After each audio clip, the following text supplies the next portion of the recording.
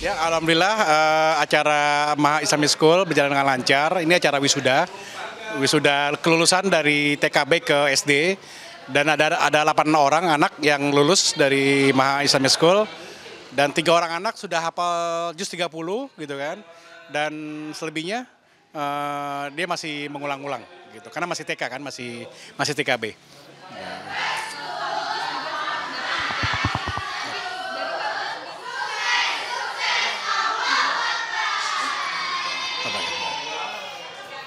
Tadi kan Kak Ricis juga sempat datang ya Mas. Mungkin dari Kak Ricis sendiri seperti apa sih melihat perkembangan anak-anak ini Mas?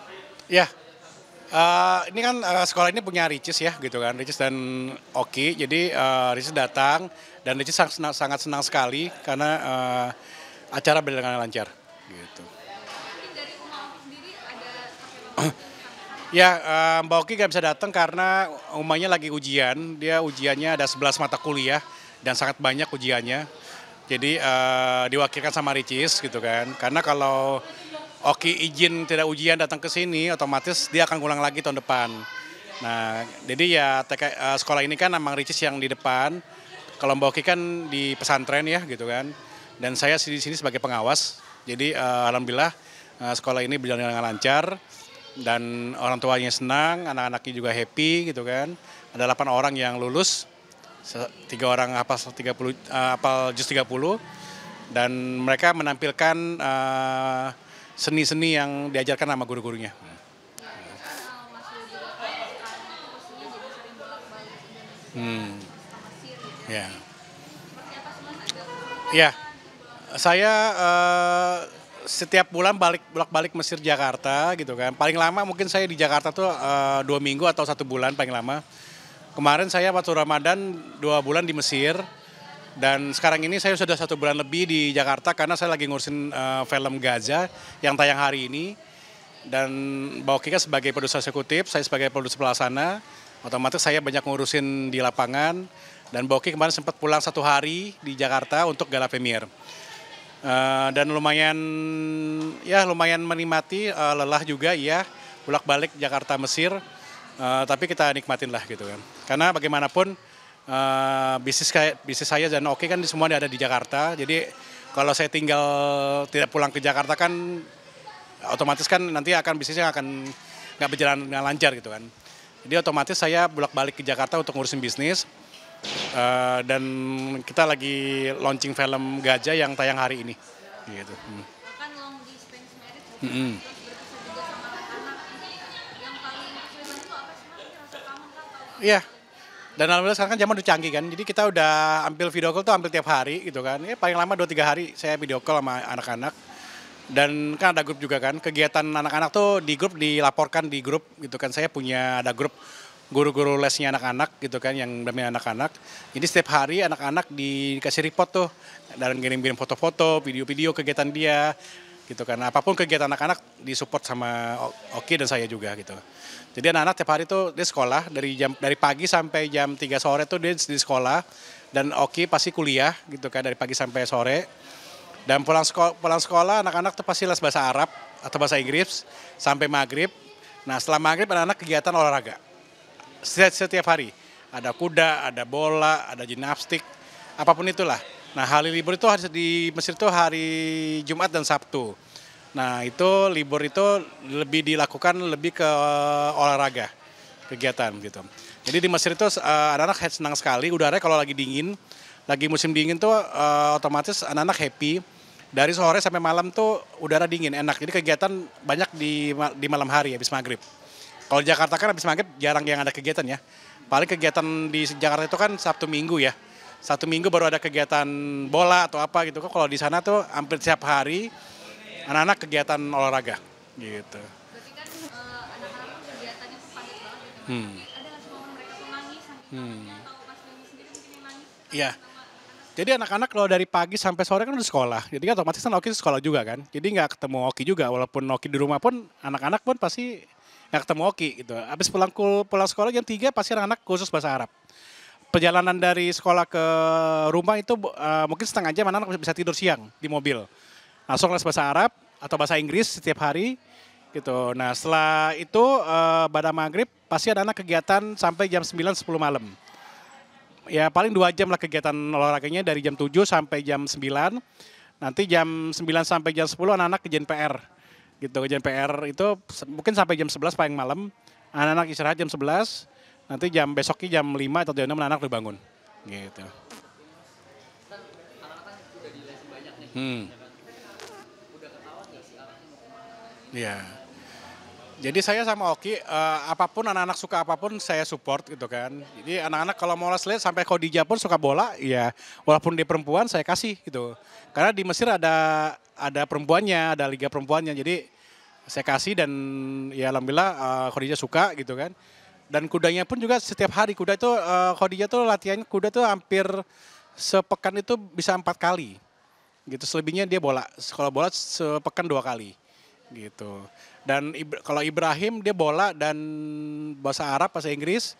Maryam nggak suka bola. Nah Maryam lebih gimnastik gitu. Dia gimnastik sama berenang Maryam gitu.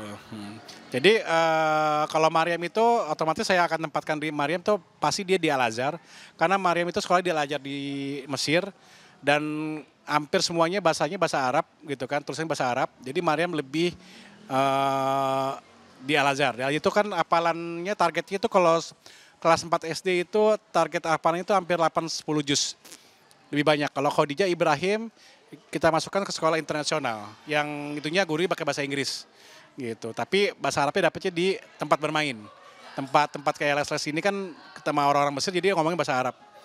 Gitu. Kalau Sulaiman tuh masih terapi-terapi karena dia masih butuh belajar bahasa Indonesia yang baik yang benar supaya bahasa Indonesianya lancar. Takutnya kalau dia belajar bahasa Arab dari kecil, Sulaimannya bingung, gitu.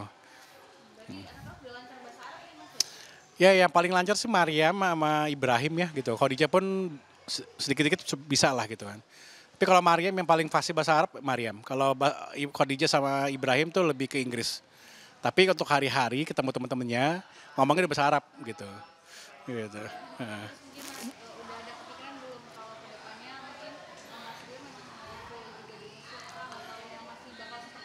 Ya, saya sih pengennya sih di Mesir ya, nggak pulang-pulang ke Indonesia gitu kan. Cuman karena kondisi bisnis saya ada di semua di Jakarta gitu kan, jadinya otomatis saya harus kontrol kan gitu kan. Bisnis kita kan ada skincare, ada kosmetik, ada baju, terus ada parfum Islami, ada kaligrafi, ada desain interior, ada kontraktor. Jadi otomatis saya akan kontrol itu ya gitu kan. Karena kalau saya di Mesir pun saya juga bingung kan apa yang mau dilakuin. Saya bahasa Arab nggak bisa gitu kan. Jadi mau buka bisnis pun butuh modal gitu kan. Sedangkan di Jakarta kan butuh ekstra untuk diurus gitu kan. Jadi kalau emang di Jakarta udah stabil, udah bisa jalan sendiri tanpa saya kontrol, otomatis saya mau bikin usaha di sana gitu kan. Tapi sekarang ini kan saya fokus dulu di sini. Saya lagi buat film Gajah yang mau tayang. Saya lagi buat bisnis Maha Kaligrafi yang butuh baru mulai ini gitu kan, butuh ekstra yang harus dikontrol. Gitu kan, ada desain interior gitu kan, ada kontraktor rumah gitu kan. Otomatis saya harus kontrol itu gitu. Makanya saya paling cepat itu 2 minggu. 2 minggu di Jakarta, 2 minggu di Mesir. Tapi paling lama kalau saya masih kangen sama anak-anak, mungkin di Mesir paling lama, sebulan, 2 bulan, baru saya pulang ke Jakarta. Di Jakarta paling 2 minggu lah, gitu, 2 pekan. Tapi saat ini saya hampir 1 bulan karena ngurusin film Gaza yang mau tayang, gitu. Dan hari ini tayang. Gitu. Iya.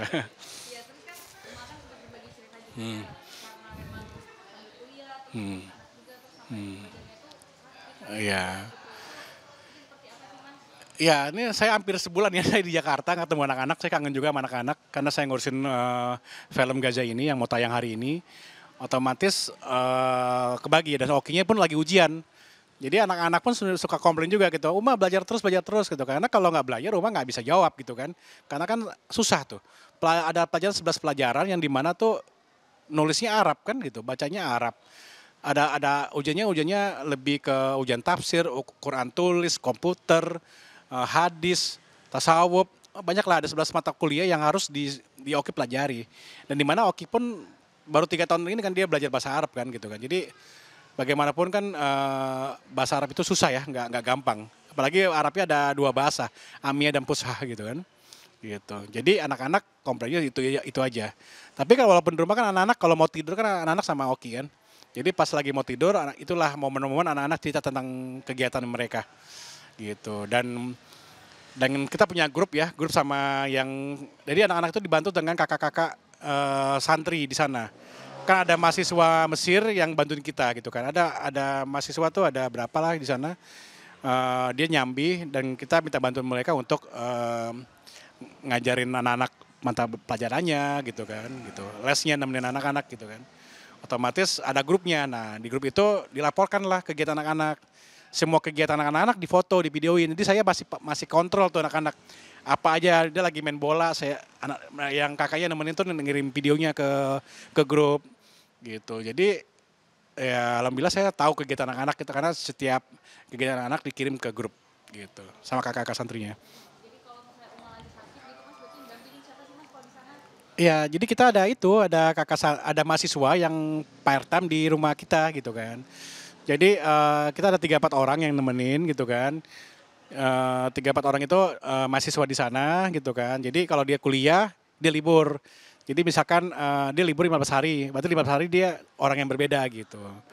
Gitu. Jadi dia part time tambahan buat dia uang sakunya mereka gitu kan. Alhamdulillah banyak yang bantu gitu. Beda kalau di Eropa kan. Di Eropa kan agak mahal tuh. Gitu kan. Kalau di Mesir biaya hidup lumayan murah jadi kita nggak terlalu berat lah gitu kan. Dan hampir sama sama Indonesia lah biaya hidupnya gitu. Gitu. Ya misalkan gini nih, misalkan gaji ART-nya misalkan nih sebulan 3 juta misalkan atau 4 juta gitu UMR gitu kan. Berarti kan per hari taruh 100.000.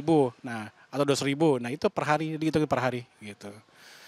Gitu. Makanya kita harus ekstra nih dapur 2 nih. Di Mesir sama di Jakarta kan. Makanya sedangkan biaya hidup kita kan dari sini kan gitu kan. Otomatis saya harus kontrol juga bolak-balik.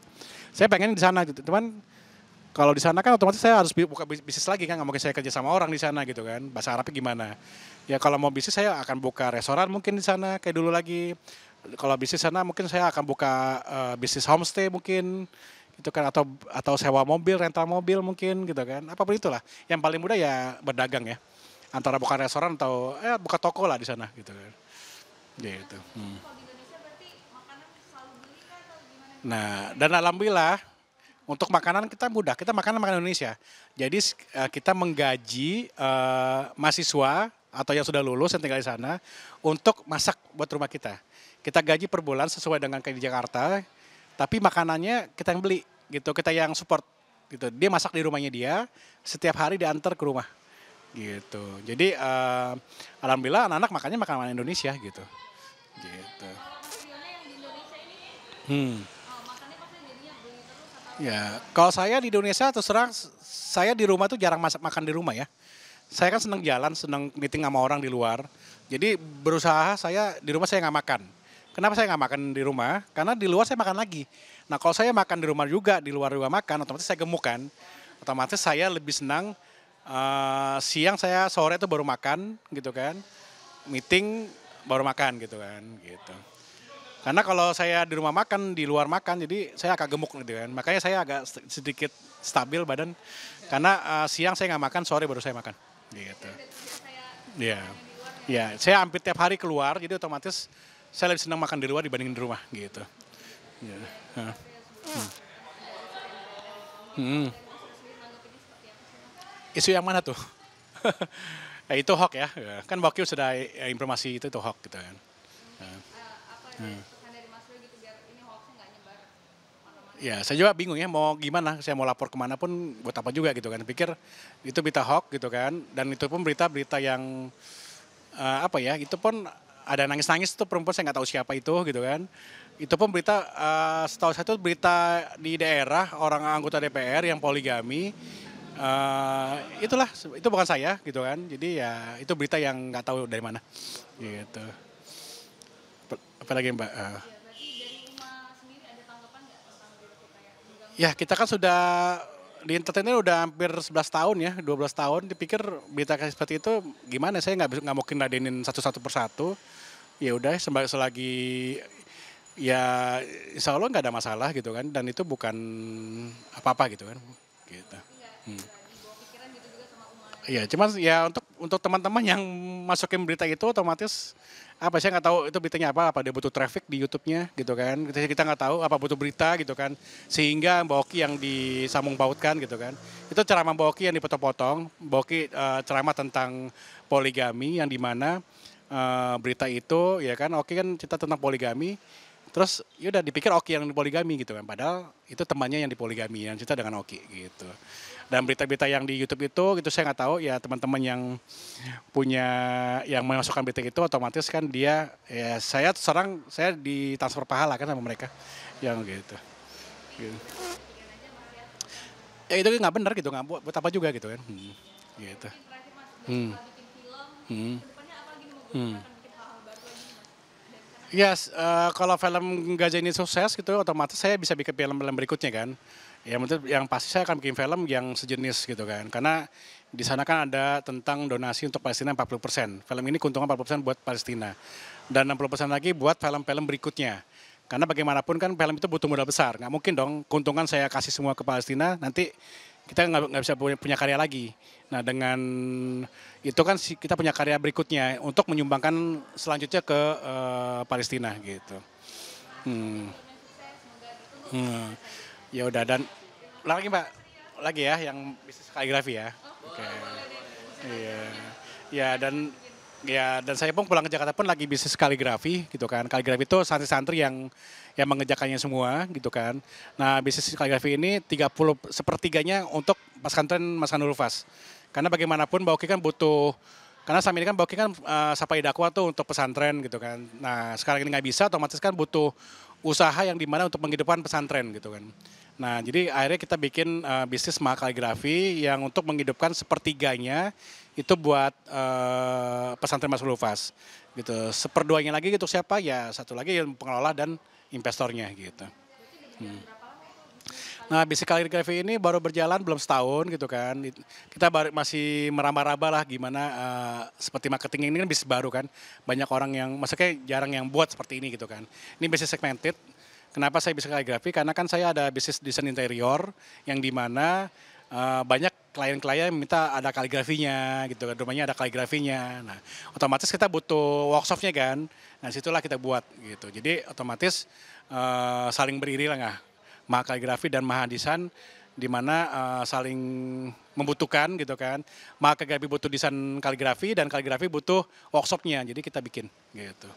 Makanya saya ngurusin itu, di Jakarta ini lebih ngurusin Maha Kaligrafi, Maha Desain, sama kalau TK ini kan Ricis yang ngurus gitu kan, udah jalan, pesantren sudah jalan gitu kan, ada bisnis skincare pun partner saya yang ngurusin, ada bisnis baju gitu kan, itu lebih ke online, jadi ya berbagi tugas lah gitu kan. Karena saya fokusnya lebih ke Maha Kaligrafi dan Maha Desain, Boki lebih ke pesantren, Ricis lebih ke TK ini, Maha TK, baju, itu bisnis baju sudah berjalan, ada bisnis skincare partner saya dan saya juga kasih ide input lah untuk kemajuan skincare ini gitu.